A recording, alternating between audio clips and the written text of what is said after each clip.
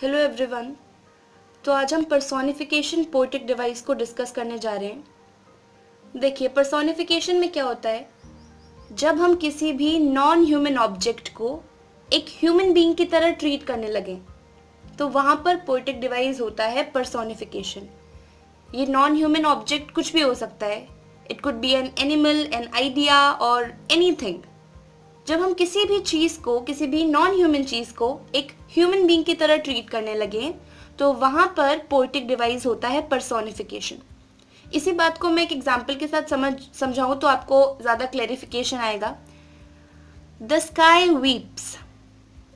अब यहाँ पर स्काई एक नॉन ह्यूमन ऑब्जेक्ट है ना, ह्यूमन नहीं है स्काई, बट स्टिल यहाँ पर लिखा हुआ है द स्काई वीप्स।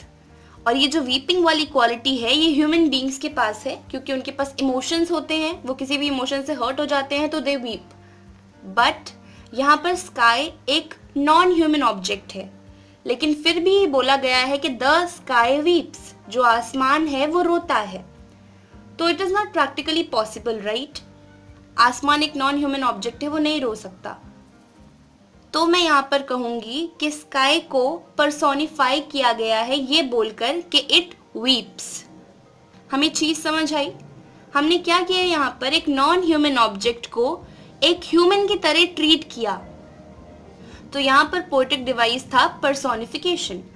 तो पर्सोनिफिकेशन पोएटिक डिवाइस में यही होता है कि नॉन ह्यूमन ऑब्जेक्ट्स को इस तरह से पोर्ट्रे किया जाता है कि हमें लगता है उनके पास ह्यूमन बीइंग्स वाली एबिलिटी है, हमें ऐसा लगता है उनके पास ह्यूमन बीइंग्स की तरह एक्ट करने की एबिलिटी है।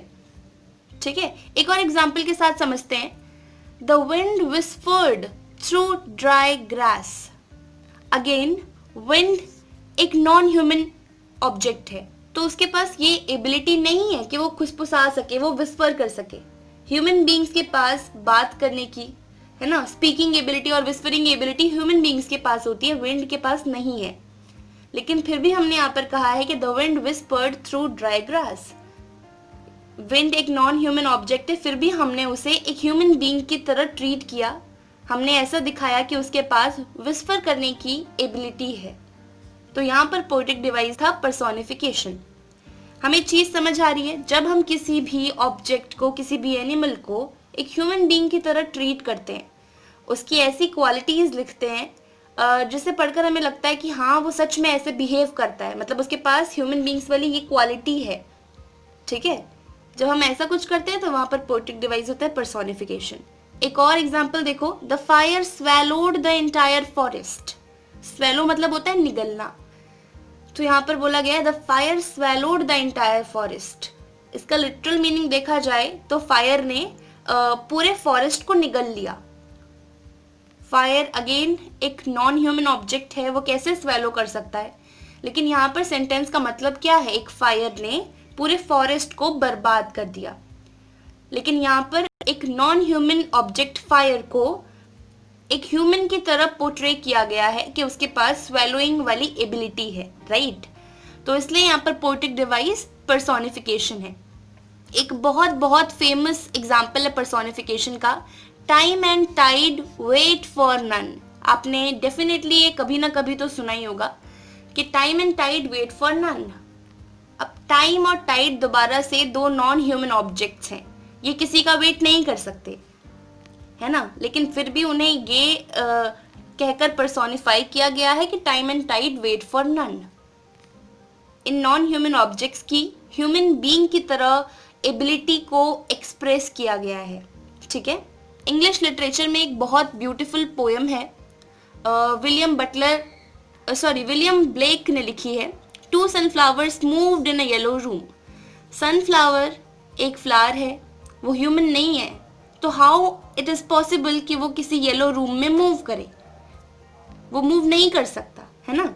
तो यहाँ पर भी इस नॉन ह्यूमन ऑब्जेक्ट की एबिलिटी बताई है टू मूव, है ना, इसे ह्यूमन बीइंग की तरह ट्रीट किया गया है। तो यहाँ पर पोएटिक डिवाइस है पर्सोनिफिकेशन। तो हमें इतनी चीज़ समझ आई कि पर्सोनिफिकेशन पोएटिक डिवाइस में क्या होता है, जब किसी भी हम नॉन ह्यूमन ऑब्जेक्ट को एक ह्यूमन बीइंग की तरह पोर्ट्रे करें। हम दिखाएं कि that particular object has the ability to act like human being, तो वहाँ पर पोएटिक डिवाइस होता है पर्सोनिफिकेशन।